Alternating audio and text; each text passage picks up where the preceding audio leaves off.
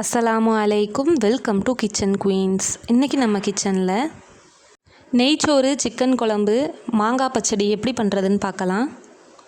நெய்ச்சோறு தாளிக்கிறதுக்கு 2 வெங்காயம், 4 பச்சை மிளகாய், கொஞ்சமாக கொத்தமல்லி, புதினா, 2 பட்டை, 5 ஏலக்காய், 2 கிராம்பு, நெய், இஞ்சி பூண்டு விழுது, தேங்காய் எண்ணெய் எடுத்துக்கலாம். அரிசியை அரை மணி நேரத்துக்கு முன்னாடி ஊற வச்சுக்கலாம். இப்போ அடுப்பு ஆன் பண்ணி பேன் வச்சு பேன் நல்லா ஹீட் ஆனதும் தேங்காய் எண்ணெயும் நெய்யும் சேர்க்க போகிறோம். 2 டேபிள் ஸ்பூன் தேங்காய் எண்ணெய் சேர்த்திங்கன்னா 2 டேபிள் ஸ்பூன் நெய் சேர்த்துக்கலாம். தேங்காய் எண்ணெய் சேர்த்து நெய்ச்சோறு செஞ்சோம்னா நல்ல மணமாக இருக்கும். எண்ணெய் சூடானதும் பட்டை, கிராம்பு, ஏலக்காய் சேர்த்து பொரிய விட்டுடலாம். நீல வாகையில் நறுக்குன 2 மீடியம் சைஸ் வெங்காயத்தையும் சேர்த்து வதக்கிக்கலாம். வெங்காயம் நல்லா வதங்கணும். வெங்காயத்தை நல்லா பொன்னிறமாக வதக்கிக்கலாம். வெங்காயம் நல்லா வதங்கின பிறகு 1/2 டேபிள் ஸ்பூன் இஞ்சி பூண்டு விழுது சேர்த்துக்கலாம். இஞ்சி பூண்டோட பச்சை வாசனை போகிற அளவுக்கு நல்லா வதக்கி விட்டுக்கலாம். இது கூட பச்சை மிளகாய், கொத்தமல்லி, புதினா சேர்த்துக்கலாம். நான் 4 பச்சை மிளகாயை கீரி சேர்த்துருக்கேன். இதையும் நல்லா வதக்கிக்கோங்க. நான் இன்றைக்கி சீரக சம்பா அரிசி எடுத்திருக்கேன். 1 பங்கு அரிசிக்கு 1.25 பங்கு தண்ணி சேர்த்துக்கலாம். நம்ம 1/4 பங்கு பால் சேர்க்கணும். பால் சேர்த்தோம்னா நெய்ச்சோறு நல்லா சாஃப்டாக இருக்கும். வெங்காயம், இஞ்சி பூண்டு, பச்சை மிளகாயெல்லாம் நல்லா வதங்கின பிறகு 1.25 பங்கு தண்ணி சேர்த்துருக்கேன். தண்ணி நல்லா கொதிக்கட்டும். மூடி போட்டு மூடி விட்டுருங்க. தண்ணி கொதிக்கிறதுக்குள்ளே நாம் கறி குழம்பு தாளித்து விட்டுறலாம். அதுக்காக அடுப்பு ஆன் பண்ணி ஒரு சட்டி வச்சுருக்கேன். சட்டி நல்லா சூடானதும்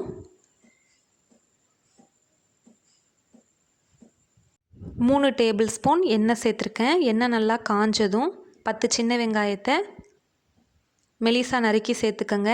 வெங்காயம் சேர்த்து லைட்டாக வதக்கிட்டு 1/4 டீஸ்பூன் வெந்தயம் சேர்த்துக்கலாம்.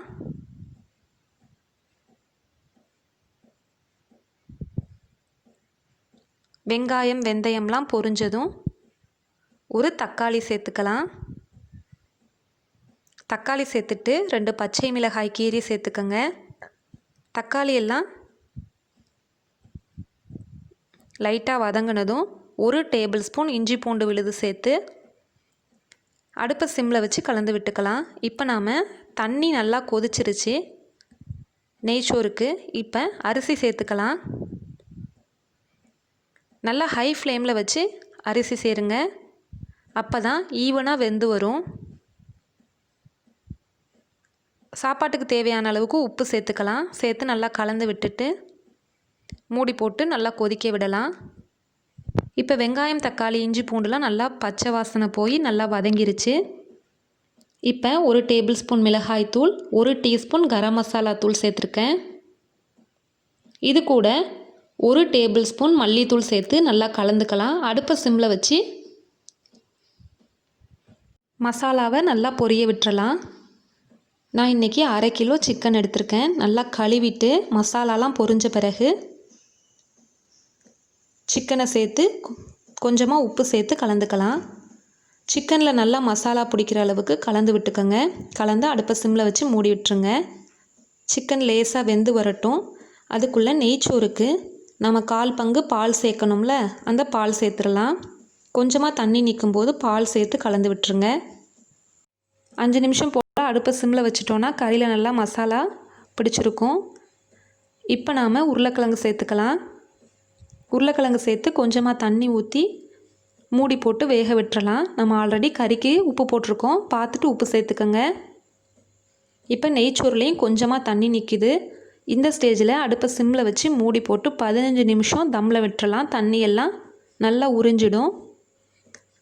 கறி குழம்புக்கு 3 டேபிள் ஸ்பூன் தேங்காய், 1 டீஸ்பூன் கசகசா சேர்த்து நல்லா பட்டை அரைச்சி எடுத்துக்கலாம். நெய்ச்சோறு மேலே ஊற்றுறதுக்கு 2 டேபிள் ஸ்பூன் நெய், முந்திரி, திராட்சையை வறுத்துருக்கேன். தம்மான நெய்ச்சோறில் வறுத்து வச்ச முந்திரி திராட்சையை சேர்த்துடலாம். சேர்த்து கலந்துக்கலாம். இப்போ நமக்கு சூப்பரான நெய்ச்சோறு தயாராகிருச்சு. கறி உருளைக்கிழங்குலாம் நல்லா வெந்த பிறகு அரைச்சி வச்ச தேங்காய் கசகசா பேஸ்ட் சேர்த்து நல்லா கொதிக்க விடலாம். தேங்காயோட பச்சை வாசனைலாம் போய் நல்லா கொதித்து எண்ணெய் பிரிஞ்சு வந்ததும் மல்லி இலை தூவி அடுப்பை ஆஃப் பண்ணிடலாம். இப்போ நமக்கு சூப்பரான கறி குழம்பு தயாராகிருச்சு. இப்போ மாங்காய் தாளிக்கிறதுக்கு அடுப்பு ஆன் பண்ணி சட்டி வச்சு சூடானதும் 1 டேபிள் ஸ்பூன் எண்ணெய் சேர்த்துருக்கேன். எண்ணெய் காஞ்சதும் அரை டீஸ்பூன் கடுகு சேர்த்துக்கலாம். ஒரு மாங்காவை நல்லா கழுவி சின்ன சின்ன துண்டுகளாக நறுக்கி உப்பு போட்டு கலந்து வச்சுருக்கேன். கடுகு வெடித்ததும் கருவேப்பிலை 1 டீஸ்பூன் மிளகாய்த்தூள் சேர்த்துட்டு உப்பு போட்டு கலந்து வச்சுருக்க மாங்காய் சேர்த்துக்கலாம். மாங்காய் சேர்த்து கலந்து விட்டுக்கலாம். கொஞ்சமாக தண்ணி ஊற்றி அடுப்பை சிம்மில் வச்சு வேக விட்டுறலாம். நம்ம சேர்த்துருக்க தண்ணியிலையே இந்த மாங்காய் நல்லா வெந்துருச்சு. இதில் 1 டேபிள் ஸ்பூன் சீனி சேர்த்து அடுப்பை சிம்மில் 2 நிமிஷம் போல் விட்டுறலாம். இப்போ நமக்கு சுவையான மாங்காய் பச்சடியும் தயாராகிருச்சு. நம்மளோட நெய்ச்சோறும் நல்லா உதிரி உதிரியாக தயாராகிட்டு, நெய்ச்சோறு கறி குழம்போட இந்த மாங்காய் பச்சடி சேர்த்து சாப்பிடும்போது ரொம்ப சூப்பராக இருக்கும்.